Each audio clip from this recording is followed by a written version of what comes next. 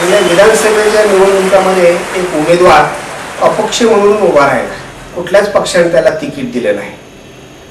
स्वतःचा प्रचार करत स्वतःच फिरत होता. एका चौकामध्ये सभा देण्यासाठी हा उमेदवार आला. माईक समोर उभा राहून हा भाषण देण्यासाठी उभा राहिला. तेवढ्यात समोर बसलेली एक व्यक्ती तंबाखू खाताना दिसली. आता ही व्यक्ती तंबाखू खाताना दिसल्यानंतर त्याच्या लक्षात आलं की आपण सकाळपासून तंबाखू खाल्लेला नाहीये. आज प्रचाराचा शेवटचा दिवस असल्यामुळे आपण तंबाखू खायला विसरलेलो आहे. पण आता तंबाखू खाल्ल्याशिवाय भाषण करायचं नाही.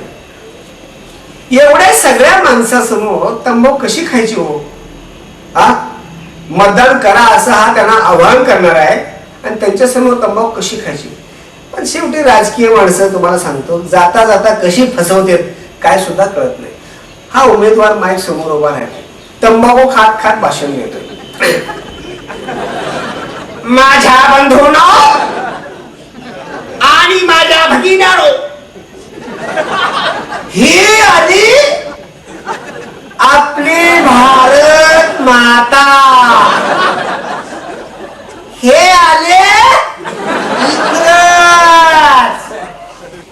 या इंग्रजांनी बघा आमच्या देशावर जवळजवळ नाही म्हणलं तर बघा 150 वर्ष टिचून राज्य केलं.